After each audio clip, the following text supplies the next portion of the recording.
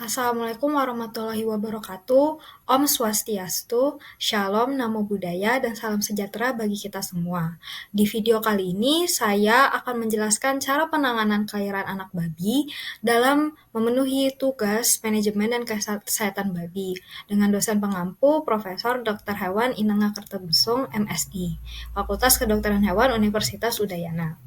Sebelum saya menjelaskan topik cara penanganan kelahiran anak babi, izinkan saya memperkenalkan diri. Saya Ardelia Kunanti Syadira dengan NIM 22095111012 dari kelas B. Baik, sebelum masuk ke topik utama, saya akan menjelaskan latar belakang. Babi merupakan salah satu hewan ternak non-ruminansia yang penting dan menguntungkan secara ekonomis. Babi merupakan hewan yang cepat berkembang biak. Dalam waktu 1 tahun, babi melakukan 2-3 kali periode kelahiran, dan dalam satu periode, babi dapat melahirkan 10-14 anak babi. Lalu, bagaimana kita bisa melihat keberhasilan suatu peternakan babi? Keberhasilan suatu peternakan babi dapat diukur dari sejauh mana keefektifan penerapan manajemen kesehatan babi yang meliputi bibit, pakan, kandang, kesehatan, dan reproduksi. Bibit yang baik menentukan keberhasilan proses selanjutnya. Lalu pada topik utama yaitu pembahasan penanganan kelahiran anak babi. Yang pertama kita akan membahas bagaimana ciri-ciri induk babi yang akan lahiran. Yang pertama durasi kehamilan babi itu 115 hari. Itu bisa dilihat itu bisa dihitung dari awal perkawinan babi itu sendiri. Lalu ciri-ciri selanjutnya itu juga induk babi terlihat gelisah seperti tidur berdiri, mengentakkan kakinya, dan tidak nafsu makan. Lalu apabila sudah terlihat tanda-tanda seperti itu, kita dapat melakukan pindah kandang, di mana proses pindah kandang ini dilakukan 2-3 hari sebelum kelahiran babi. Itu diperuntukkan untuk induk babi yang sudah melahirkan. Apabila induk babi yang pertama kali melahirkan, pemindahan kandang dilakukan seminggu sebelum kelahiran. Hal ini bertujuan agar babi dapat beradaptasi dan merasa lebih nyaman.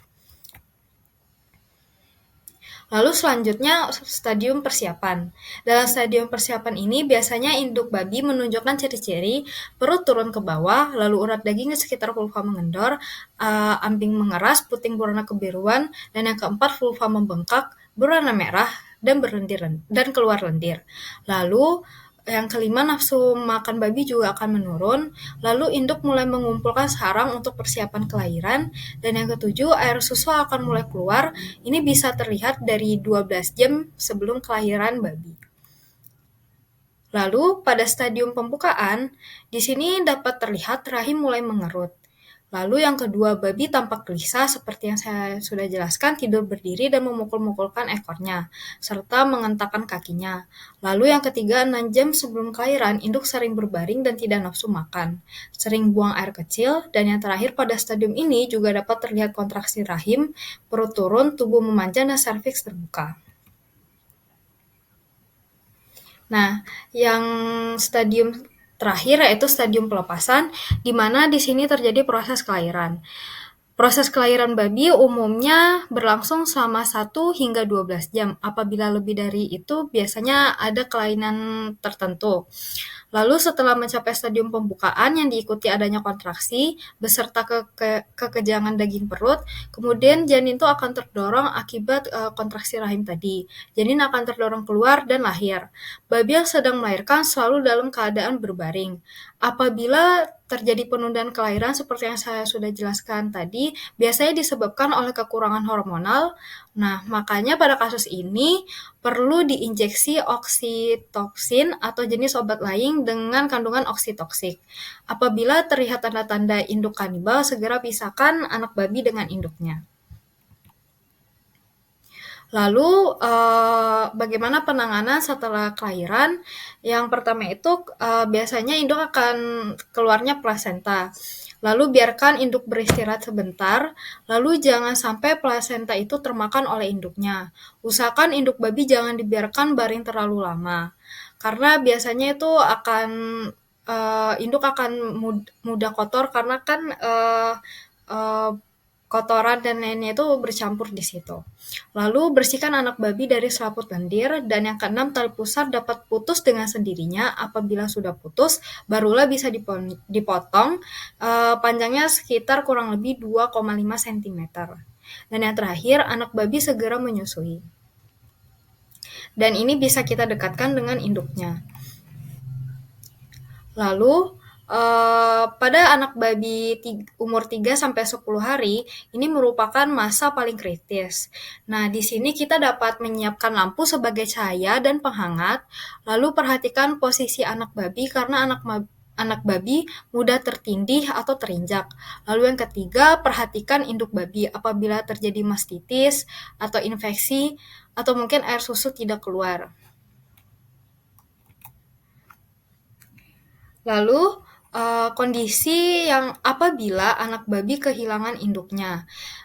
Apabila anak babi itu kehilangan induknya, kita dapat melakukan perawatan terhadap anak babi itu dengan memberikan susu formula. Namun hal ini sering gagal karena tidak diberikan kolostrum. Jadi susu formula harus diberikan juga dengan kolostrum. Lalu kita juga bisa menitipkan anak babi dengan induk babi lainnya. Namun hal ini juga biasanya sering ditolak oleh induk babi tersebut.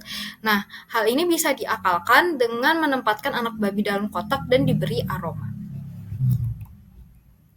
Lalu setelah kelahiran dan ini kasus untuk pemberian tanda anak babi, yang pertama itu kita bisa memberikannya dengan sistem kerat atau lubang telinga atau sistem tato.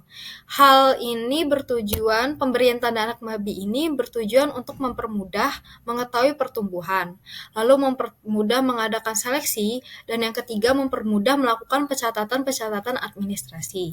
Biasanya pemberian tanda pada anak babi ini dilakukan pada usia 3 minggu. Lalu selanjutnya adalah penyapihan secara normal.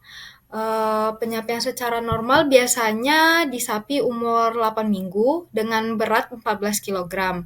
Ada juga yang di sapi umur 6 minggu. Nah, faktor-faktornya ini yang pertama, satu faktor induk biasanya terlalu kurus atau alasan kesehatan lain. Lalu yang kedua, faktor anaknya itu diimbangi tata laksana yang bagus.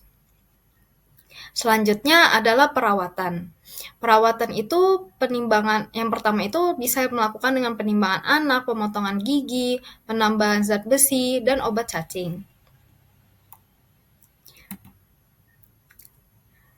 Lalu pembahasan selanjutnya adalah kasus bagaimana apabila terjadi kematian anak babi. Jumlah kematian anak babi sebelum dipisahkan dapat mencapai 30-50%, sedangkan kematian yang sesudah di sapi yaitu 5-10%. Ada beberapa faktor yang menyebabkan kematian anak babi. Hal yang sering terjadi yaitu terhimpit atau terinjak induknya. Lalu yang kedua, perlengkapan kandangnya kurang, air susunya kurang, lalu yang keempat, kekurangan zat-zat makanan, dan yang kelima, biasanya induknya memiliki sifat kanibalis atau memakan anaknya sendiri. Baik, setelah kita membahas topik utama cara penanganan kelahiran anak babi, kita dapat menyimpulkan, dalam peternakan babi perlu adanya manajemen yang baik, meliputi keadaan kandang, pakan, serta sistem pemeliharaannya, karena babi mudah terserang penyakit dan mikroorganisme. Selain itu, juga untuk meningkatkan produktivitas. Perlu diketahui mengenai tata cara pemeliharaan sesuai dengan tahapan umurnya, terlebih untuk babi yang baru lahir. Karena sejak lahir hingga umur 10 hari, anak babi sangat sensitif atau ini merupakan masa kritis dari anak babi tersebut. Dalam menghadapi lingkungan yang berat sehingga angka kematiannya cukup tinggi, terutama jika pemeliharaannya kurang baik. Maka dari itu perlu melakukan pemeliharaan yang baik dan melakukan keaktivitas pemeliharaan pada babi. Baik, itu merupakan kesimpulan dari pembahasan cara penanganan kelahiran anak babi. Selanjutnya, ini merupakan daftar pustaka dari topik yang saya sudah bahas. Baik, sekian dari saya, kurang lebihnya mohon maaf. Wassalamualaikum warahmatullahi wabarakatuh. Sekian dari saya, terima kasih.